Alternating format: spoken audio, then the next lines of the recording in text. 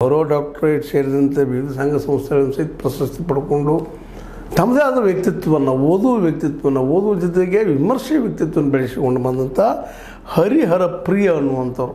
ನೀವು ಅವ್ರ ಬಗ್ಗೆ ಅಲ್ಲಿ ಇಲ್ಲಿ ಕೇಳಿರ್ಬೋದು, ಇಲ್ಲ ಅಂತೆಲ್ಲ ಭಾಳಷ್ಟು ತಮ್ಮಸ್ತಾವು ರಿಸರ್ವ್ ಆಗಿರುವಂಥವ್ರು, ವರ್ಕ್ ಮಾಡುವಂಥವ್ರು. ಅಷ್ಟಲ್ಲ, ಯಾವುದೇ ವಿಷಯವನ್ನು ನೀವು ಕನ್ನಡಕ್ಕೆ ಸಂಬಂಧಿಸಿದಂಥ ವಿಷಯವನ್ನು ನೀವು ಕೇಳಿದರೆ ಅಷ್ಟೇ ತೀಕ್ಷ್ಣವಾಗಿ ಪ್ರಮಾಣಬದ್ಧವಾಗಿ ಉತ್ತರ ಕೊಡುವಂಥ ವ್ಯಕ್ತಿ.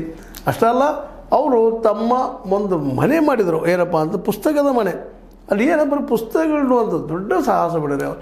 ಅಲ್ಲಿ ಇಲ್ಲದಂಥ ಪುಸ್ತಕ ಇವನ್ನ ಕರ್ನಾಟಕದ ಲೈಬ್ರರಿಗಳಿಂದ ದೊಡ್ಡದು ಅಲ್ಲಿಯೂ ಸಹಿತ ಇಲ್ಲ. ಈಗ ರಾಜ್ಯ ಸರ್ಕಾರ ನಿರ್ವಹಿಸುವ ಈ ಗ್ರಂಥಾಲಯಗಳು ಸಿಗಲಾರದ ಪುಸ್ತಕಗಳನ್ನು ಸಂಗ್ರಹ ಮಾಡಿಟ್ಕೊಂಡು ಅವುಗಳನ್ನ ಜೋಪಾನ ಮಾಡ್ಕೊಂಡು ಬಂದಂಥ ವ್ಯಕ್ತಿ. ಮತ್ತು ಅಷ್ಟು ಅದ್ಭುತವಾದ ಪ್ರತಿಭಾವಂತರು, ಹಾರ್ಡ್ ವರ್ಕರ್, ಯಾರ ಬಗ್ಗೆ ನಿರ್ಬಿಡಿಯಾಗಿ ಮಾತಾಡೋಂಥವ್ರು. ಅವ್ರೊಂದು ಇಂಟರ್ವ್ಯೂ ನೋಡಿದ್ರೆ ಹಿಂಗೆ ಅನಿಸ್ತಾಗ ಇಂಥವ್ರು ಎದ್ದಾರನಪ್ಪ ನಮ್ಮಲ್ಲಿ ಅಂತ. ಅವ್ರು ನಾವು ಯಾವುದೇ ರೀತಿ ಪ್ರೋತ್ಸಾಹ ಕೊಟ್ಟಿಲ್ಲ, ಪ್ರಶಸ್ತಿ ಕೊಟ್ಟಿವಿ, ಎಲ್ಲ ಕೊಟ್ಟಿವಿ, ಶಾಲೆ ಹಾಕ್ತೀವಿ. ನಮ್ಮಲ್ಲಿ ದುರಂತರ ಇದೆಲ್ಲ. ಈ ರಾಜ್ಯೋತ್ಸವ ಪ್ರಶಸ್ತಿ ಅಥವಾ ಇನ್ನುಳಿದ ಪ್ರಶಸ್ತಿ ಏನೋ ಕೊಡ್ತಾರೆ, ಅಲ್ಲಷ್ಟೇನೋ ಒಂದು 5-10 ಲಕ್ಷ ಏನೋ ಕೊಟ್ಟು ಕೈಗೆ ಮುಗೋದು, ಮ್ಯಾಲ ಶಾಲೆ ಹಾಕಿ ಕೈಯಾಗ ಒಂದು ಪ್ರಶಸ್ತಿ ಪತ್ರಗಳು ಮತ್ತೇನೋ ಕೊಟ್ಟು ಕಳಿಸ್ತಾರೆ.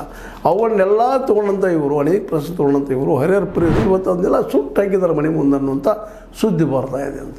ಇದು ಬಹಳ ನೋವಿನ ವಿಷಯ.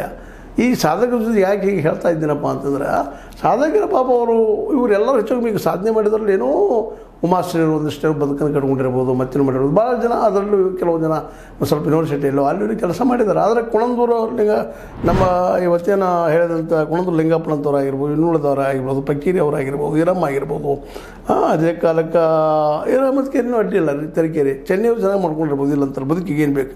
ಆದರೆ ಹರಿಹರ ಪ್ರಿಯರು ಪಾಪ ಹೊರ ಬದುಕಿದಂಥವ್ರು, ಸಾಮಾನ್ಯಗಳಿಂದ ಬಂದಂಥವ್ರು, ಮ್ಯಾಲೆದ್ದು ಎದ್ದು ಬಿದ್ದು ಬಂದಂಥವ್ರು. ಅವ್ರು